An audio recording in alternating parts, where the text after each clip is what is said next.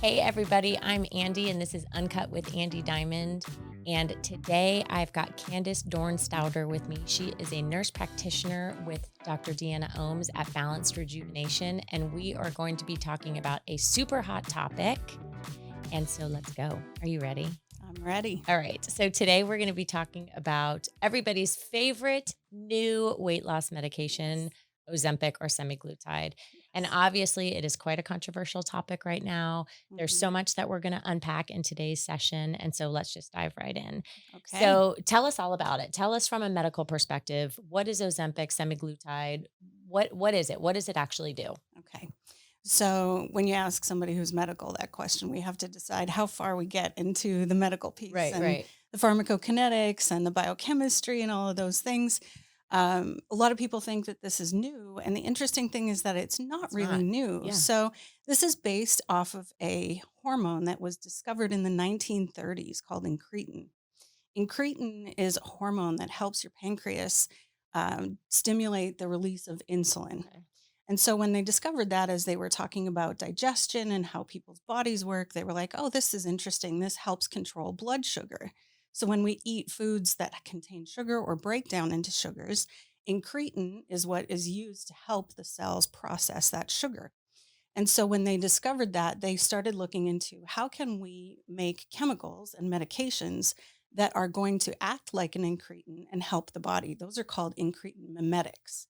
Those were used in around 2005 to help manage diabetes. And incretin mimetics later on, with more and more develop and more knowledge and more research, became something called glucagon like peptide 1 receptor agonists. Okay. So the formal name of these drugs in their category is glucagon like peptide 1 receptor agonist. That means that that medication acts like an incretin and it operates on the receptors of the cells where that incretin would go. So you're supplying your body with a little extra kick of this medication that naturally stimulates the production of insulin and the use of sugar in the body. And so, how long? First of all, this is an FDA approved medication. Yes, yes, it is. But the way that the FDA approves it, based on the companies that develop the medications, is under what we call brand names. So Ozempic is actually approved for the management of type 2 diabetes. Okay. And its partner drug, Wegovy, is actually the medication that is approved to deal with weight management. And so, from what I have been learning and what I've been reading about, this has been a hot medication for over 10 years now.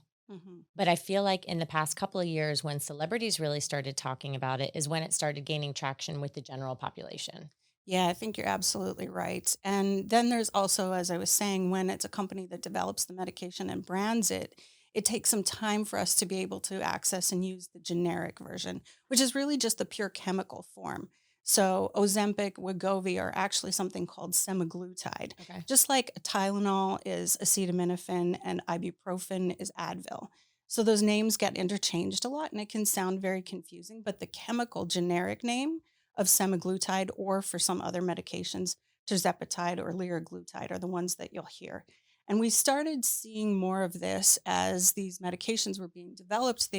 When they're first being developed, there's a lot of research development and a lot of work that goes into finding out what are these medications and how do they work. And so they are kind of inaccessible when they're at that level. They become very expensive. Expensive. Yeah. And so that's part of the reason why they've been around a long time, but they were not as well known. And then it sort of starts filtering out to those who have the means to get the access to the medications. And, Because it's let's, expensive. yeah, it's very expensive. And it certainly was even more expensive when it first was available. So, unless you had a serious medical condition that merited the treatment, it was something that you would have to pay more for. And therefore, it's people who have access, like celebrities. Celebrities. So when we see celebrities, out there, all of a sudden people who, struggle with their weight, Oprah and Tracy Morgan, the comedian, Chelsea Handler has talked Very about public using about it. it. Mhm. Sharon Osbourne, you were talking about Kelly Kelly Osbourne. Osbourne. So you see them using it because they have the financial means to access it and you see them succeeding with it. And the rest of us are like, hey, why can't we have some of that too? That looks good. They've been using it for a while. It looks safe. The other thing is that when a medication's available over a longer period of time, you have more research, more information, a longer period of time to assess side effects, long-term effects, adverse events. And from a medical provider perspective, that gives us a lot more information and confidence about how do I as a medical person use this safely with my patients, because that's always my priority. I want to make sure that I am never going to use anything that's going to endanger my patients. I need to have as much information as possible about how it works, what it does, what I need to watch out for. And so, the more information we have, the more comfortable we are saying to our patients, yeah, actually, this looks like it could be something that would be helpful for you. So if somebody has struggled with their weight, or not even struggled with their weight, but maybe, over a certain period of time, they've noticed everything that they're doing in their life is the same, but suddenly weight starts creeping on. And I think as we start getting older, we notice that happening. So, say a woman who is in menopause Mhm. starts noticing, okay, everything in my life I'm doing the same. I didn't just all of a sudden start sitting on the couch and eating ho hos and ding dongs all day Yeah. long. Would this be something that would be indicated for a woman in that stage of life? Yeah, it certainly can be. And you're right. Our metabolism slows down as we age. Our hormones aren't as active as they used to be. There are other means of managing that with hormone balancing and things, but I call this the if I'm doing everything right, why isn't it working kind of conundrum. Like here I am doing all the things, and sometimes the harder I exercise, it seems like the less it's working. And so, what kinds of things can we do that will help people get back through that, just kind of get over that hill, get through that plateau, whatever it might be that's really slowing them down. And this medication, the way that it That's works, what I was going to say. Tell me how it yeah. actually works. Yeah, and this is the key difference with this medication that I think is really important to understand. It works in what we think is three different ways. So, one, like I was saying, it helps the body stimulate the release of insulin, which then helps the body better use blood sugar that's circulating. So, your muscles are able to take in that energy and use it more effectively. Your body's able to process it. You're able to keep the blood sugar a little bit lower, which is overall much healthier. Okay. The other interesting thing is that it slows down the GI system. This is a double edged sword. We'll talk more about that Yes, with side please. effects, Yes. but slowing down the GI system has an effect that we call increasing satiety. Increasing satiety means you feel fuller longer. Longer. So like your body just isn't moving that food through as quickly, and you feel pretty good. You feel pretty content with smaller amounts of food for a longer period of time. The other thing that it does that's really interesting is it works in the brain, and it communicates with the signals in the brain that stimulate your appetite. So it's actually decreasing that level of appetite. So you're not feeling hungry as often. And that's different than the slowing of the GI system. So it's really hitting three Yeah, I was going target to say it's doing it areas. all. And there is some speculation that it also helps decrease cravings. There's some research going into which right now is very anecdotal. If you look it up, you'll find it, but it's not kind of widely looked at right now. That it helps decrease alcohol and maybe nicotine or drug cravings. Really? So there's some work going on around that. It might be very That's super interesting what comes interesting. out, Yeah. but it does act on three different pathways, which is a really nice kind of systemic way of looking at appetite and control. So when you've got these women who are perimenopausal, menopausal, men, similar experience, things slow down, just anybody who's kind of struggling with back in the day, if I wanted to drop a few pounds, I just hit the gym and it worked, or I lived Sure. on chicken, rice, and veggies for a few days and it worked. Why isn't that working anymore? Well, it could be a variety of things: age and metabolism, And our food hormones, sucks. our cortisol levels, our stress levels, our food may be different than what it was, but there's also insulin resistance and inflammation. So, this really helps overcome a lot of those barriers. And it's kind of like watching a hurdler run down the track and they're just kind of going over each of the obstacles and it's just getting you through it. So, just a little bit of a punch. And so, who would this be contraindicated for? Who should not Good go on question. Ozempic or Yeah. semaglutide? So, people, first of all, there is an FDA black box warning. So, this is something we really need to make sure that we're aware of. In studies with rodents, it showed a tendency to increase the incidence or increase reoccurrence of thyroid cancers. Oh, wow. Okay. So, thyroid C cell tumors, medullary cancers, or a syndrome called multi endocrine neoplasms type 2. So, anybody who has like significant thyroid history or thyroid cancer history really needs to be very, very careful with this. Okay. There's not a lot of evidence that it actually caused it, but it was there in the studies. So, we're very careful. The other thing is people, who have a history of pancreatic disease. It can trigger pancreatic symptoms or pancreatic disease. Gallbladder disease, gallstones, that's the kind of thing that it can trigger as well. People who use medications like warfarin, it can affect the absorption time because of that slowing down of the GI system. You need to be really careful and talk with your doctor about other medications you take to make sure that you're not negatively Nothing's right. affecting how they work in your body.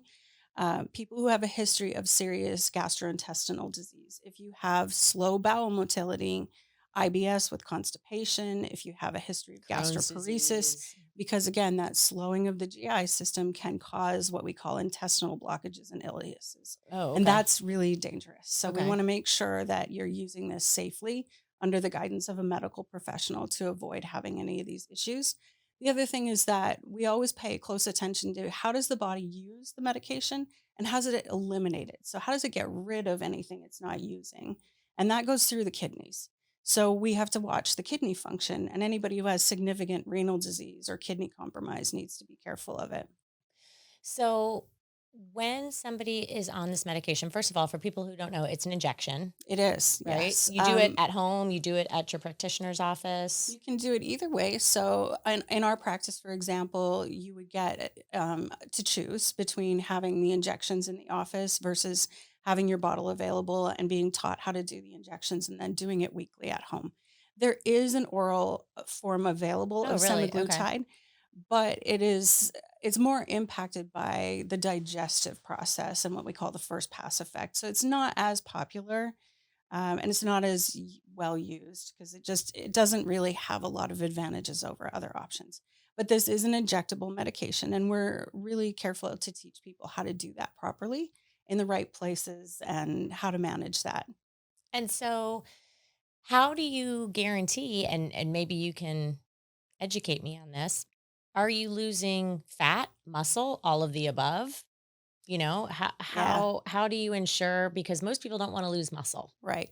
And that is a risk that we want to avoid too. As healthcare providers, we're very careful to try to monitor what type of weight loss you're experiencing. So there's a condition called sarcopenia, and that is where you lose more than 30% of your lean muscle mass, and we want to avoid that. Sure. So the important thing is that yes, you can lose muscle mass with this medication, and certainly if you're not prepared and understanding how it's going to act in your body and the type of plan that you need to manage it safely, that can happen. So what we want to see is we want to see that fat loss, right? We want to get rid of that high body fat. We want to preserve that lean muscle mass. And then for long term, we also want to make sure your bone density is good and your hydration status is good. Because again, that goes back to that renal function, your kidneys. They need that hydration. So, the best way to monitor that, and one of the strongest recommendations, is making sure that you are doing a body composition analysis. Okay. You need a special kind of scale that is able to measure and detect how much of the tissue, the mass in your body, is fat, muscle, bone, and hydration. Okay. And so, if we're measuring that on a regular basis, we can see if you start to dip into an area that's concerning. So, we can say, whoa, okay, so now you've been on this med for a little bit, things were going great, but it looks like you're really starting to kind of lose more of that muscle mass. Or that might happen initially because people just kind of go all in and they get a little too excited about Aggressive. things, and maybe they're not doing the right kinds of exercise or getting the right kinds of nutrition. So people So, should continue exercising. You don't have to stop exercising or yeah, and anything. I that mean, that leads to a really good point. So, I think it's important to know that the kind of exercise you do is really important. When you're on this medication, it is not advised that you dive into going to the gym every day or even 5 or 6 days a week, going hardcore on the cardio. What we want to see is people focusing on weight bearing exercises and strength training okay. because that's going to give you a caloric burn. It's going to preserve your muscle mass and it's going to protect your bones.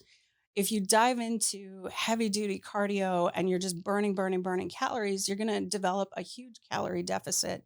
And that pushes your body the opposite direction. When your body detects that, it's like, whoa, things are way out of balance. I'm starving. I need to hang on to everything. And I think about it this way: the exercise and nutrition piece is so critical because you have less of an appetite, because it will start pushing energy through your cells faster. You need to make sure that every calorie you take in is valuable calories. Sure. We have no room for empty calories.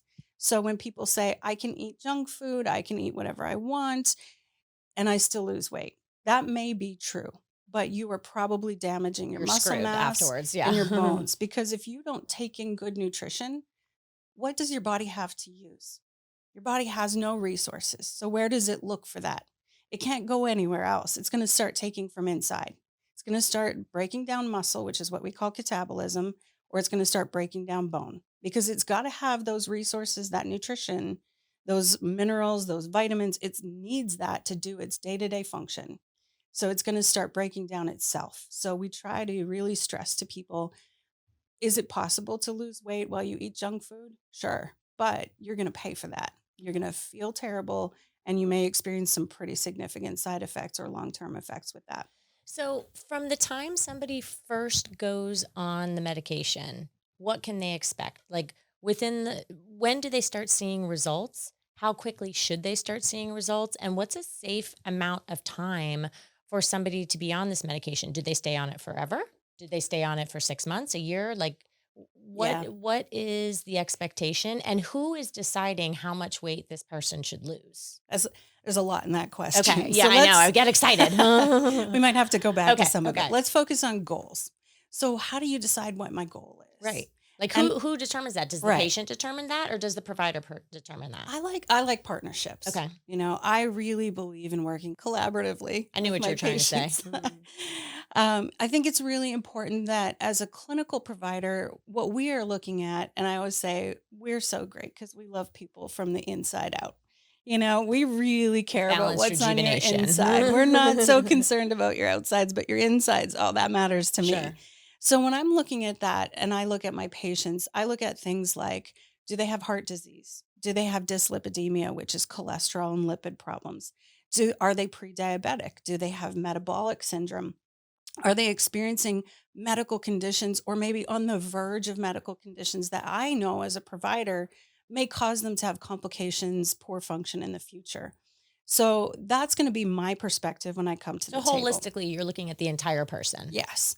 And then the patient's coming and saying, I hate wearing a bathing suit. I really just feel terrible. I want to lose 10 pounds, I've 20 got to pounds, go to a 50 wedding, pounds, a whatever. graduation, whatever your goals might be.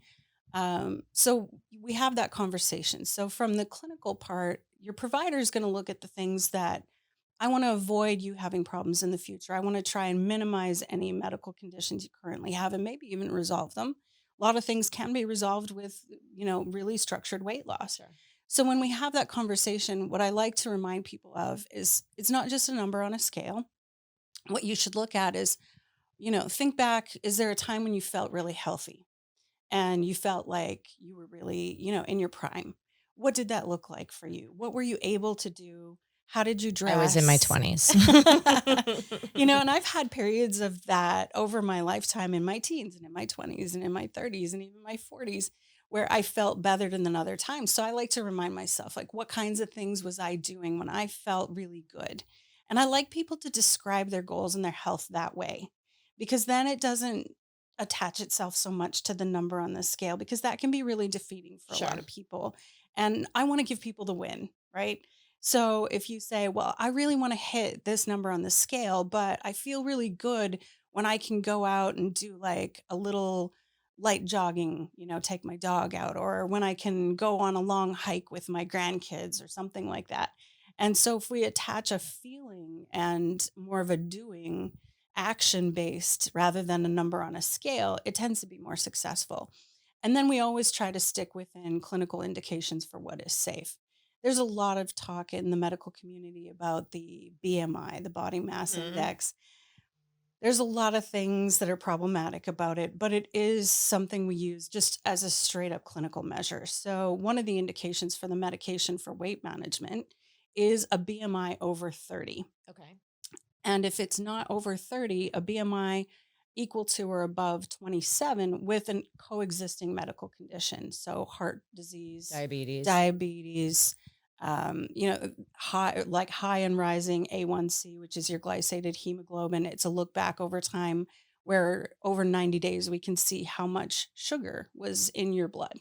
So we can historically see, and it's a good predictor for future problems, future diabetes. And they say often pre-diabetes, check your hemoglobin A1C. So those kinds of numbers are the kinds of things we're going to look at and say, well, could we bring down that BMI? Could we improve the lipid profile? Can we bring down that A1C? Those are the kinds of things we want to look at for goals in deciding how much weight we want to see people lose. And then I also tell people, go where you feel good. It's, not everybody is going to get to their recommended BMI, but they might feel healthy and strong and be okay clinically. And so, okay, so I know I asked a lot of things in that last question. So going back, when do people start seeing results? Right. How quickly does it work? Because I also know that you don't want to drop weight really fast. Yeah. You want it to be something that you can sustain also, Yeah. right? So the training that I received, specialized training on how to use this medication, was from the American Association for Anti-Aging Medicine. And they have, so it's called A4M for short. And they have been working, the doctors who kind of do all the education pieces on this have been using this medication for over a decade, participating in trials and using it with diabetics and people of high risk. And their recommendation for the best and long-term success is to start low and go slow. So as hard as it is, because I know when we make the You're like, I'm decision, all in. I want to do it. I'm going to do it. And I got to dump 20 pounds this Right. month. But the truth is, the way that you combat the stories you hear about terrible side effects and terrible, Yes, because I want to talk more about side problems effects too. is to let your body slowly adjust to having this medication available. Okay. Because, like I said, it's going to mimic natural processes in your body. Okay. And your body doesn't just make radical shifts. Your body likes to slowly change things over time. Homeostasis, it's about balance. So, the recommendation for how you start the medication is to actually start with very slow, very small dosing and allow your body to acclimatize to it. And during that 2 to 3, 4 week period, that's when we implement lifestyle, diet, nutrition changes, start managing plan. It's the best way to avoid side effects and problems going forward. Baby steps. Yeah, Mm. baby step it out. Because even though it's hard to say, I want to take my time with this, you're going to be far more successful, Makes feel sense. better, and be able to stick with it longer. I think you had mentioned in an earlier question about how long can you take it. Yes. So if we set a goal, we want to reach X, these values for your clinical measures and this number with the scale, and you reach your feeling and activity goals, and you say, okay, how long is that going to take? Each person's going to be a little bit different. Sure. But there are a lot of studies that have shown that this is a safe medication to use over the long term. Like there's studies going on over 2 years where people have been using it consecutively that long, and it's proven to be safe. So do they start off slow, get to whatever dosage they need, and then once they get to the weight that is their personal goal, then they back off of the medication and stay at like a maintenance dose. Yes, that's exactly what we do. Okay. So we increase it slowly until you hit the goal of a 2 to 4 pound a week loss, depending on how well you tolerate it. And then we stick with that. Now that can be adjusted based on symptoms. So if everything's going along, but maybe I just don't feel as good, or I'm having more nausea, or I'm having more bloating or anything Yeah. like So that, you can so back it off a little bit. so what are side effects? So nausea. So most of the side effects with the medications are gastrointestinal upset. So some nausea, some abdominal discomfort, gas, bloating, belching is one of the things kind of people say is mildly irritating. It can cause constipation, which is one thing to worry about with those slow bowels. We really got to make sure that people are still eliminating their food properly. And so, Pooping. yes, pooping is important. I mean, and when you think Everybody about poops. it, it's the only way that your body excretes toxins is through urine and feces. Okay. So we really need to make sure those things are working properly. And we don't want it to slow down and cause that blockage and ileus, because that can be a really serious problem. So the side effects, other than the gas, and there is some people who experience nausea, vomiting, occasionally diarrhea, but Okay. it's usually more along the constipation line. And then the other things are things like what I was mentioning earlier. It can trigger gallstones. Oh, It can, so you have to be careful if you have gallbladder disease. It can trigger pancreatitis, which is kind of about the balance of fats and acids in your system. So we want to watch carefully for that. There's most commonly people say injection site irritation. So redness, itching, little soreness around where you inject it. Um, Usually there's, anybody who has a reaction to incretins, incretin mimetics, you want to avoid that. They always say that if you're allergic to the medication, don't take the medication. yeah. It seems obvious, but I see people that in may have, commercials and I'm like, duh. but sometimes people take it under the other names and don't realize it's the Okay. same thing. Okay. So yeah, those gastrointestinal upsets, the pancreatitis, gallbladder. It can also, like I said, affect the renal system. So we want to make sure your kidneys are functioning well. We want to make sure you're really hydrated. So those are just some of the things that we watch So, out for. so at your practice at Balanced Rejuvenation, which is in St. Pete, Florida, Yes. what do you do to check all of those functions? Well, regular visits where I'm going to ask about these symptoms and making sure that people know to call me or call the office if they are experiencing any of them, so that we can, assess how bad is it.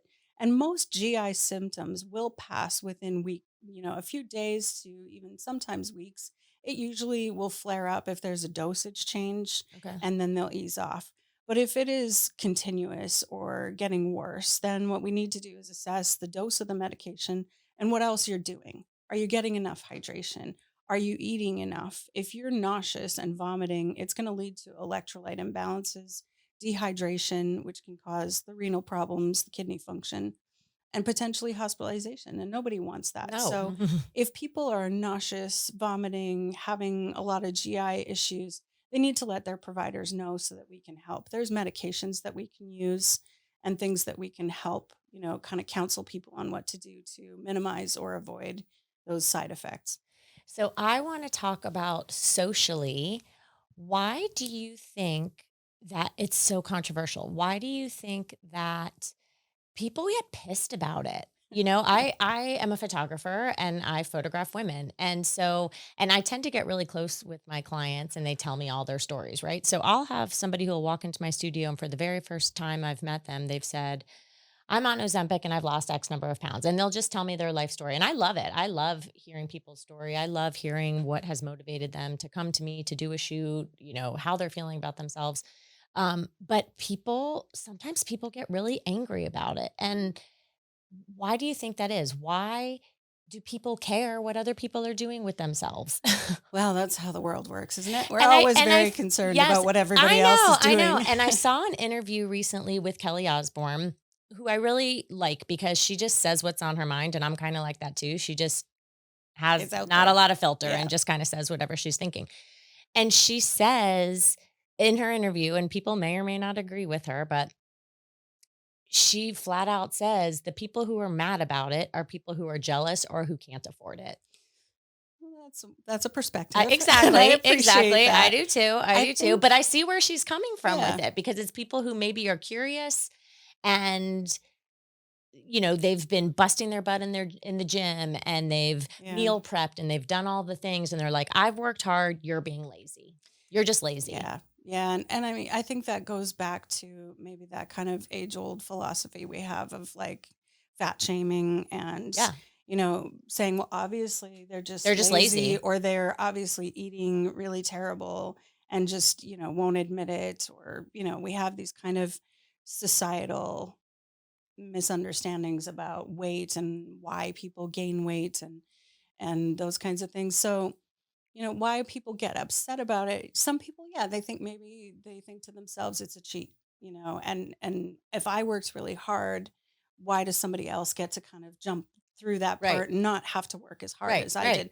Well, first of all, I mean, you can't know what happens in another person's life Sure. until you walk their shoes, right? But You everybody don't thinks they know. know. Yeah. And so it's a little bit of that, and it is a little bit of that misunderstanding about what people go through. But this is a tool, right? Just like the weights at the gym are a tool for you to get stronger, just like the foods that you choose are a tool to help you improve your nutrition. I look at it just like it's not always people's fault that they have high blood pressure. You can have a genetic tendency to that, but I'm not going to say, well, why should you get Screw you. hypertension medication Right. and, this person doesn't need it to control their blood pressure? Why some people get depression and have mental health issues. It's another stereotype that we have. Why do they need medications? Well, people are different. People need different things. So instead of getting jealous or really angry about it, maybe we should support each other. Maybe we should be more We should inclusive do and that more with a lot of supportive. things in life, but I don't know that that's ever going to happen. And I know some people, like I said, most people are kind of, a little upset about, I feel like I work really hard to maintain my weight and my health and things, so it feels like other people get an advantage. And nobody That's life, likes right? feeling like, Sure. yeah, but nobody likes to feel that way. And some people, like you said, it's very inaccessible if you don't have the funds. Right. So it can feel a little bit restrictive and like you're not in the In club, the club. you Yeah. know? And the other thing is some people just really don't like needles and they Yeah. don't want to go Yeah. to the doctor. But another thing is sometimes people just think, well, you know, if they were healthier, they wouldn't need that. And you kind of make assumptions about what people do. So, Ladies, when was the last time you took the opportunity to truly celebrate yourself? To give yourself a gift just because? I know so often we're so hard on ourselves and we don't take time to truly celebrate ourselves and to do something special for us, or we feel like it has to be because of a milestone, a birthday, or a goal set and met. But really, when you think about it, when we're happy, everybody else around us is more happy. I know in my personal life, if I'm happy and if I'm in a good mood and I'm feeling confident, my kids are happier, my husband's a lot happier. And this is really something that I have found with all of my women clients who've done beauty sessions. They just feel good about themselves. They walk out of the session with their chin a little bit higher, with their shoulders pulled back a little bit more, and they feel beautiful. Some even tell me that this is the prettiest they've ever felt. And so I want to give that to you. I want to give you the opportunity to feel amazing in your own skin, regardless of what you weigh right now, what your hair color is, what your wardrobe is. I think when you walk out of this session, you will find that you have a renewed sense of confidence and you just feel sexy and beautiful. And I think that's something that is completely invaluable. I truly feel like every woman who walks into my studio is beautiful and is photogenic. And it is my job as your photographer to prove to you just how amazing you can look on camera. I want you to walk out of my studio feeling like you're on cloud nine. Like you've never felt this gorgeous, you've never felt this sexy and this sensual, and it's my job as your photographic artist to prove that to you.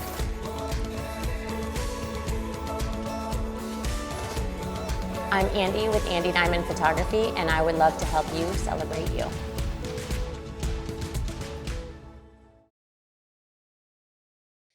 What happens when you go off of it? yeah. So Do when you you just go gain it off of all it, back? Or is yeah. this is what I've thought about when I've been, preparing for this and learning and talking to clients and friends Mhm. who are on it, is the mentality that you kind of are learning more about what your body actually needs in terms of nutrition so you can mentally tell yourself, I'm full now. Yeah. And you can start reading your own triggers a little bit better. Like, I don't need this much of a portion Mhm. because I know that when I had this much, I was okay. You know what I mean? Yeah, Is and it you're right. A lot of it is dependent on successful lifestyle changes because, like anything, the tool works the way the tool is designed to work. And without that tool, is your body gonna feel a difference? Yes. But hopefully, during the time when you've been on treatment and succeeding at the weight loss, you've also been incorporating the nutritional choices and the really good exercise choices, and maybe working on your sleep and your stress and all the other things that you can kind of focus on to live a better and more healthy lifestyle. A4M had a very clear practice for weaning when you get to goals, so slowly decreasing the amount of medication so your body has time to adjust. And if You don't just go needed, off it. no, not, I mean, you can, right? Because there's a lot of places where you can just go and pay your money and get the medication. And then you walk out the door. And if you don't pay for it, you don't get it. I can't speak to what kind of weaning they have or titration off they have because that's not what I do. But I have a very careful weaning plan where we slowly decrease the amount and then we monitor to see, is there weight gain? Is there any rebound weight gain? If maybe it starts to kind of creep back a little bit, then we can look at maintenance dosing. And you can do that over time. So more space between the injections. So your Okay. body kind of has a little bit, but not as much as the regular. And then hopefully continue to incorporate those lifestyle changes to the point where you don't really need it. So And I'd be that's interested, and you may know this because obviously you know the data here, but what are the statistics on percentage of weight gain back after people have gone off? so there's a really interesting research study that was done in April of 2021 called the STEP program, and it was the semaglutide treatment effect on people with obesity. STEP program started with 3 phases, ended up in 5 phases, and it is a really comprehensive look at patients using this medication for the treatment of obesity and weight management. And they also looked at the management of type 2 diabetes as well. But that study went over 68 weeks and it included a randomized double-blind placebo included trial, which is clinically like the highest level of looking at the medication. And they found that the placebo group with some exercise therapy and behavioral management lost just a little over 2% of their weight. And The the placebo people, group the was 2%. placebo. So Okay. they were getting something that really wasn't medication, but they didn't know They didn't that. know it. Okay. And then those who actually got the semaglutide medication lost 14.9% of the more weight. And so that's a huge difference. Sure. You know, we're talking about a 12, almost 13% difference. You don't see that kind of success with a lot of those studies. And then they followed it up to another 105 weeks to see, how does this work long term? What are the continued Once they were side off of effects it. going off of it? And they Okay. said there was some mild regain of weight, but oftentimes that was where they would go back and work with their providers on what's happening, looking at body composition analysis, looking at lifestyle, what can we do, maybe introducing some of that maintenance dosing. So, it can be I think so much of this is really dependent upon working closely with your medical team, your healthcare providers, your physicians, your nurse practitioners, to understand your body better. And like you said, recognizing the signals from your body and really kind of unlearning some of those behaviors. Mhm. One of the things I There's like, behavioral yeah, change that's expected with it. absolutely. And one of the things that I talk about that I learned in my training was looking at the reward cascade. In our brains, we equate food and reward, right? Ice And cream. Give me all the ice you cream. see it every day and you feel it all the time. And we are that kind of culture and society. Sure. We want instant gratification. Absolutely. I did a good thing. I deserve a treat. I worked hard. Give I me the should give myself dessert. something Yeah. special. And so, kind of looking at that, what are my triggers? What are the kinds of things that make me feel like I want to eat? And how does that reward work for me so that I can learn to maybe change that reward cascade to something else? Like, what could I do instead of that? What could I replace Buy a those new things purse. with? Yeah, well, see, there you've already got a plan. Buy And the shoes, ladies. yeah, and I mean, sometimes it sounds simple, but thinking through the things that become automatic and we don't think about allows us to look at other choices. Because maybe it is that. Maybe, you know what, I did a good thing or I worked really hard. I'm going to put away $50 this week and I'm going to keep putting that away until I can go get that new purse or Sure. those new shoes or something, do something for yourself that's positive that isn't necessarily food. Food is easy, it's available, but It's the fast, reward it's is short accessible. Right. lived. It's short term. Eating that pint of ice cream might feel good in the moment. It's not going to be a good reward every time you pick up that new purse or put those shoes on and look really hot. Right. So we got to try and like work with our own brains a little bit and kind of learn how to adjust that process in our mind about how we reward ourselves and how we take care of ourselves. So years ago, I want to talk about weight loss medications are not a new thing. They've been No. around for forever. Hmm. Um, if you remember back in the day, fen, remember that? But that was dangerous. Yeah, That was really, really yeah, had a dangerous. lot of A lot serious of side negative side effects. effects. I think even death in some Yeah, there was situations some because pretty what it did to extreme people's things. hearts. Yeah. But so how is semaglutide different than Hmm. medications of the past? How is it safer? Hmm. Well, remember from the beginning when I talked about the fact that this is an incretin mimetic, and it imitates, mimics the action of natural substances in the body, and that's the classification. So the GLP-1 and the incretin mimetics, that's what we call the classification of the medication. This is a different class of drugs, so meaning it's a different group, like a different family of drugs. The fen-phens, the phentermines, the different ones like Ally, all of those things, they're from different classes. And that means that the drugs that are used are chemically different and act in the body differently. And they also have different side effects. So the phentermine, for example, a lot of people with cardiac issues, Yeah, I or remember people who that. have ADHD and they can't tolerate something that really stimulates them to that degree. And so this medication works in a whole different way on those three things that we talked about earlier. And that is a different way of acting in the body than these other medications that we've used in the past. Ally, for example, it is a gastric lipase inhibitor. So it blocks the digestion of fat. Well, we've heard about some of the really unfortunate side Right. effects of that, where people's bowels tend to just push Ooh, it on yeah, through. yeah.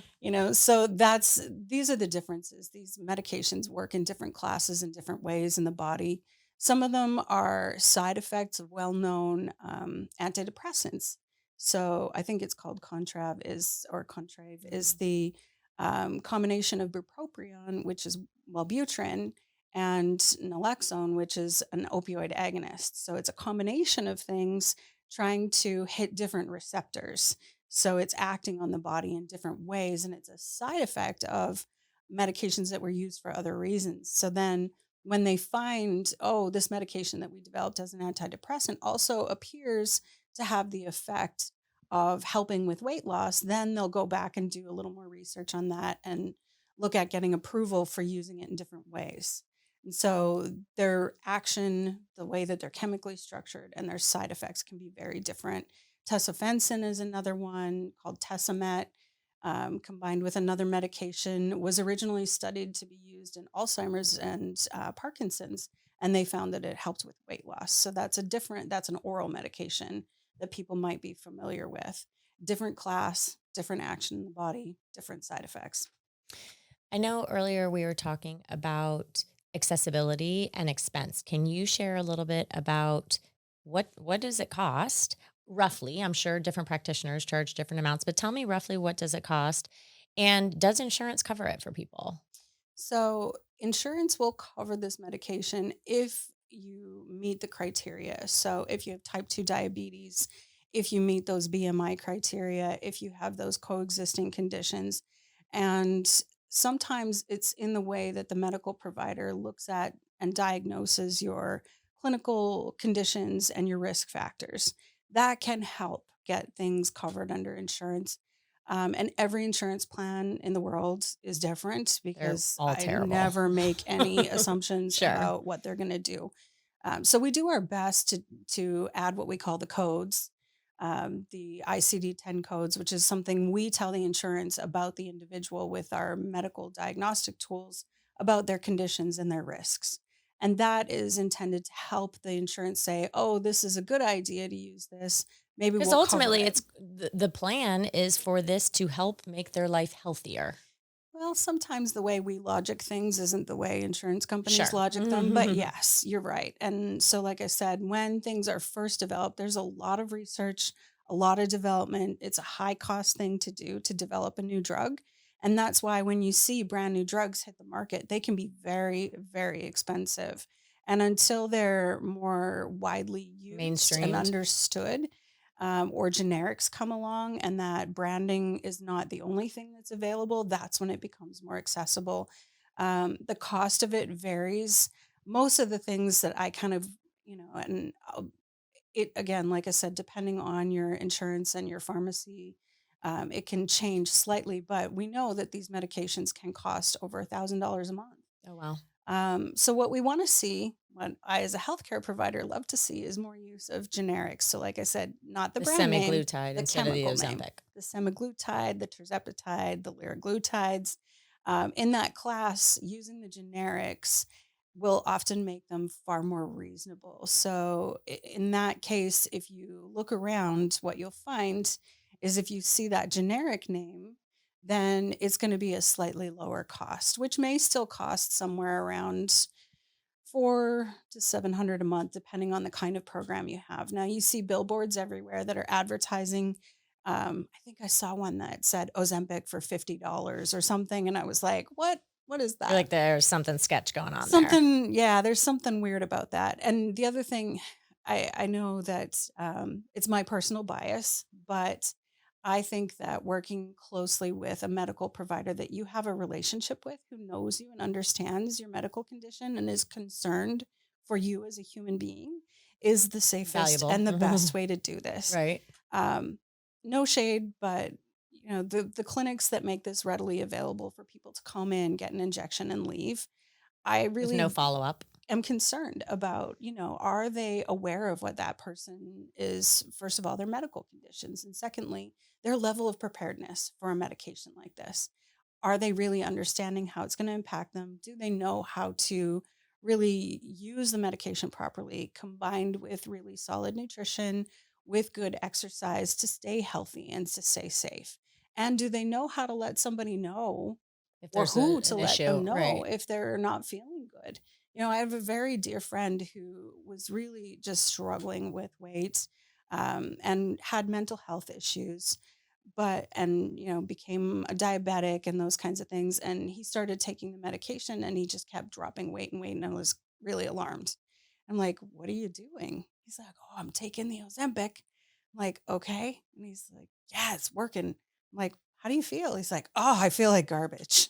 I am nauseous all the time. I have no appetite. When I eat, I throw up. I just can't seem to, but it's That working. sounds awesome. And I was like, "Oh boy," because, and these were the kinds of things that triggered me to get involved in this. Because I saw people who were so affected by side effects, who were using it in a way that I consider to be medically unsafe.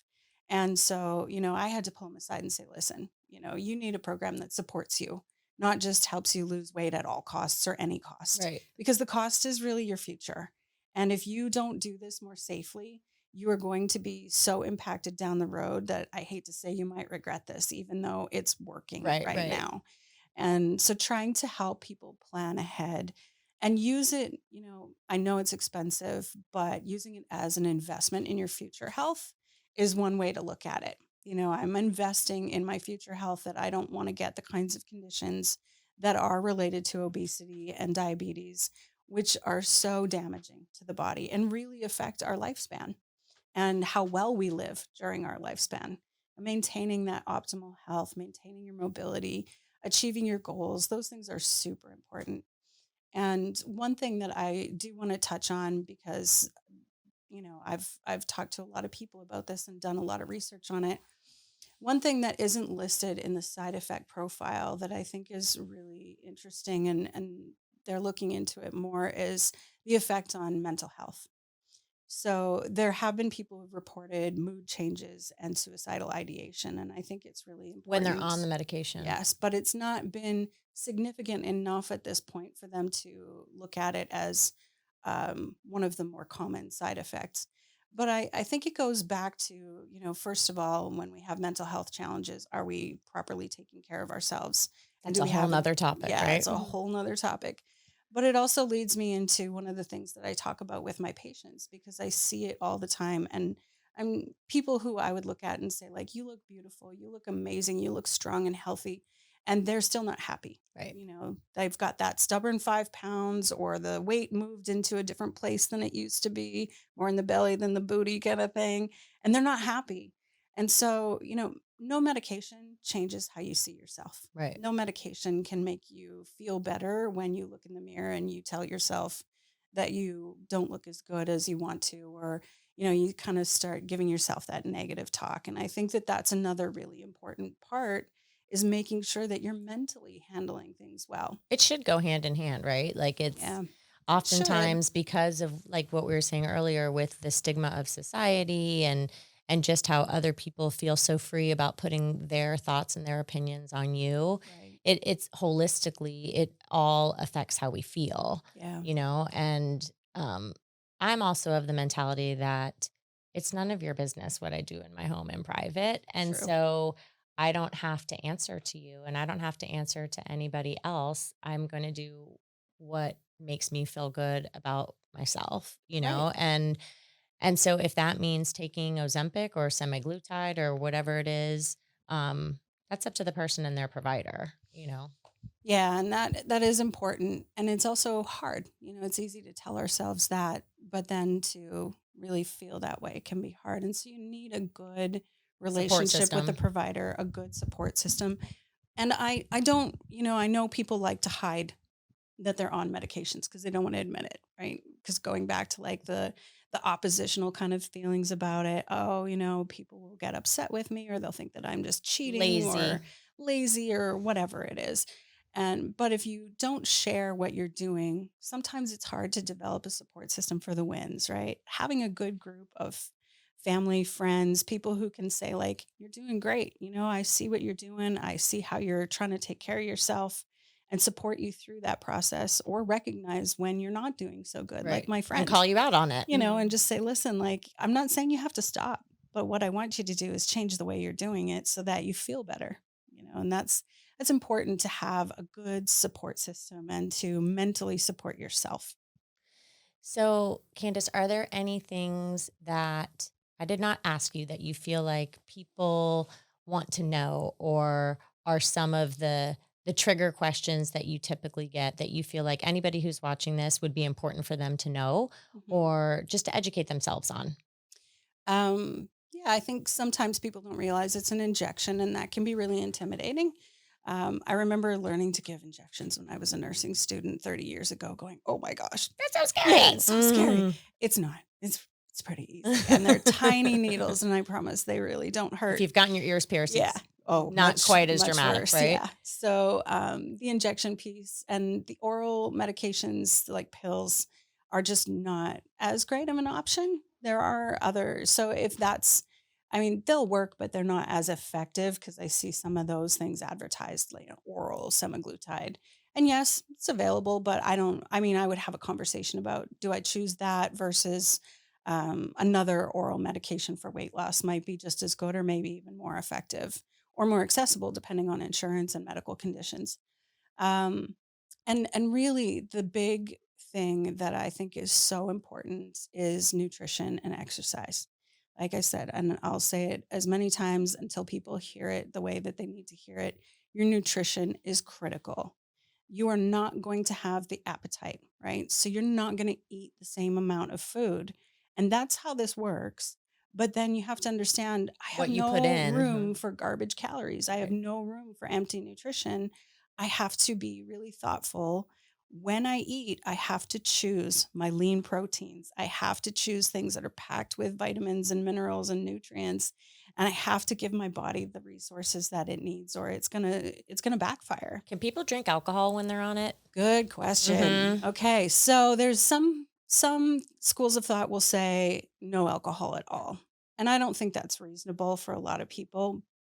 You can drink alcohol on it. There's some thought that maybe that can increase hypoglycemia, meaning a low blood sugar, because certain things will affect the body and drive down the blood sugar levels. Wasn't a lot of data in the research that supported that that alcohol itself would cause hypoglycemia, but I mean, like anything, it will absorb differently in the body when And you're it's on a empty medication, calories. and Mhm. it is empty calories. So being more thoughtful about what you choose. But then, like I said, the interesting thing is that they're exploring how this medication works on cravings and addictions. That's amazing. So some people report that they feel less need to drink alcohol when they're on this if they were someone who drank more. And you said something about smoking cigarettes too. Yeah, and like I said, just anecdotal stuff that I kind Okay. of picked up here and there. So I'm not gonna, and Okay. none of that's official, but it's something that they're looking into because we always want to try to find effective ways to help people manage addictions, which is a disease. Sure. So there is some potential for that because the way it works in the brain, decreasing that appetite craving. So is it going to also work in similar ways for other kinds of cravings? Too much alcohol in any diet for any reason is not good, Sure. and it's something that kind of pains me to say because I'll admit I love a glass of red wine, and that is, no alcohol is safe in any amount, to excess, but you can have a little bit. But like anything, moderation is the Sure. key. Yeah. And to just know yourself, right? If you're eating less and your metabolism's changing because you're doing really well with this, your body might not manage alcohol in the same way that it used to. So Makes being sense. aware, like maybe I can't drink what I used to without getting that impact and this, the getting drunker faster than I used to. So we just want to be a little bit careful about that, making sure that you are cautious the first few times that you Sure. drink when you're on the medication. This has been so helpful, and I think a lot of people are going to find it so educational and um, hopefully help destigmatize it a little bit as well. Tell everybody how they can get in touch with you and how they can learn more and potentially work with you and Dr. Ohms as well. Yeah, well, I am a consultant at Balanced Rejuvenation. I'm a nurse practitioner. I work with Dr. Deanna Ohms, who's been working in this line of functional and integrative medicine for over 8 years. And our practice focuses on optimizing health and wellness. We pride ourselves on being able to dig a little deeper. When people say, I've been to doctors and I keep saying I don't feel good, and they keep telling me that there's no indication that anything's really wrong, I still don't feel good. We dig a little deeper and we do a lot more testing and we try to find out exactly what it is. And I will tell you that almost every time the patients are always right. They know their bodies, Sure. and there is definitely always something we can improve. So we focus on integrative and functional medicine, and we are in St. Petersburg, Florida. You can call our office, and our office number is 727-522-1972, or you can look up balancedrejuvenationmd.com, and we're online. Perfect. We're actually going to do some webinars about the GLP-1s and the weight loss medications. We're going to, try and help educate people and support them to be successful. I'm super excited that you were here today, and I'm Yeah, me appreciative too. of your time. So thank you so much. Do you want to add something, whether you want to add it or not? I was going to say, I can talk about my own experience with Oh, it I would love for you to talk about your own experience. Please do. because, sometimes that's helpful. Yeah, Sometimes it's not. absolutely.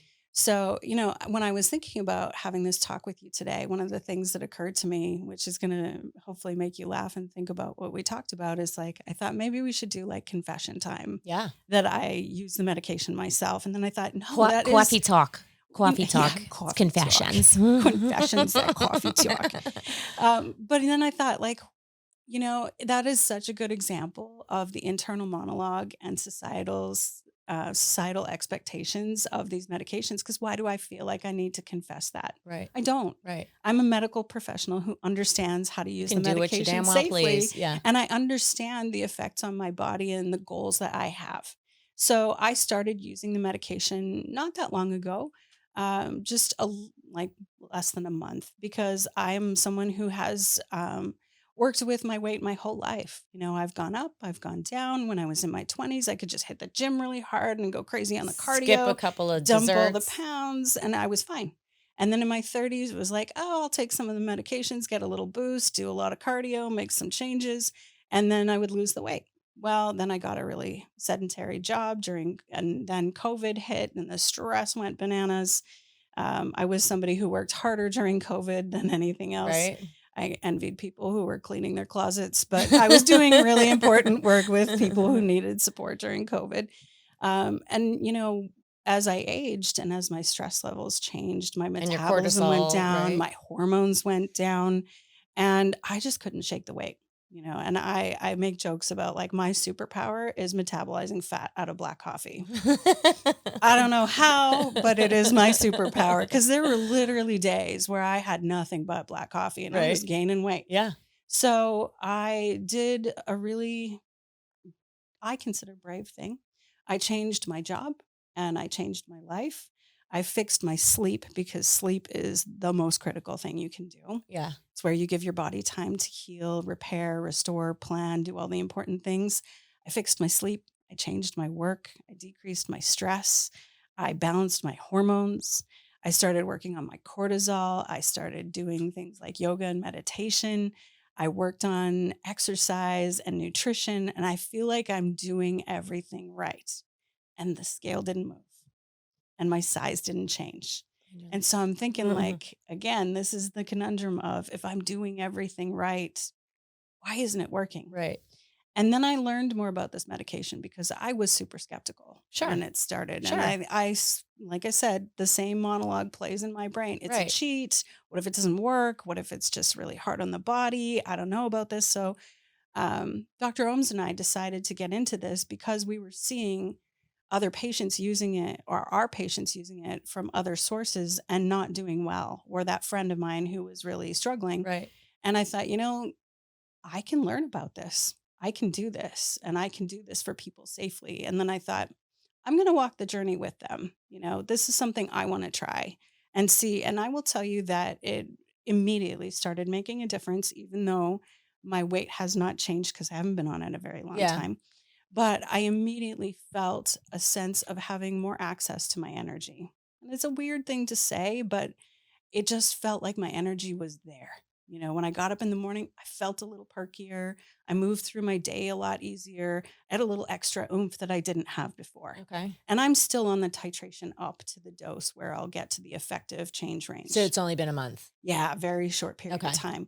But I just wanted to share that because I was very skeptical and because I am one of those people. I need to be convinced with the science, with the evidence. I really want to know more about how does it work? Why does it work? What do I need to know? How do I be safe? What is this going to do to my long-term health? And, and the thing is too, one of the hardest things in weight loss is mentally committing to being able to make those lifestyle changes. Right. I think one of the things that maybe I didn't touch on as much is when you really want to lose the weight, are you committed to do the things it's going to take to do that and to sustain it? Or are you just looking for a quick for fix? A quick fix, which I understand why people want it Of course. and why people need it. Of and course. That's what this does. It's the boost. But you also need to implement those other things to be successful because my goals are really about being as healthy as I can be, being more mobile. I love to go hiking. My husband and I, we love to travel. We love to hike. I've hiked the Inca Trail in Peru. I've hiked around all over the world, and I want to keep doing that for my whole long life. time. Yeah. So this is the kind of thing I want to do to improve my own body's health, and I am doing it in the way that I prescribe it for other people, so I can really walk that walk. And then through time, you'll experience what your successful patients are experiencing, and then really be able to speak of it. Yeah, and to model that for my patients, to say, like, I understand that it is hard, and I know that it's difficult to implement those changes, but I'm going to be here with you, and we're going to do it. So, and I think that's impactful and powerful for your patients. And thank you for sharing that with us, because I feel like when you can walk the walk and talk the talk, that makes a big difference, and that will be another reason why your patients will trust you. Yeah, I hope so. Yeah. Because like I said, sometimes it's hard to look at somebody who is heavier and say, like, well, do I trust that you really know? Because, there's the judginess that goes on and we think the things, but I understand what it's like to struggle, and to feel like you're losing control of it. And I also know what it's like to take different ways of trying to do this. And I hope that, that helps people feel like I'm in their corner.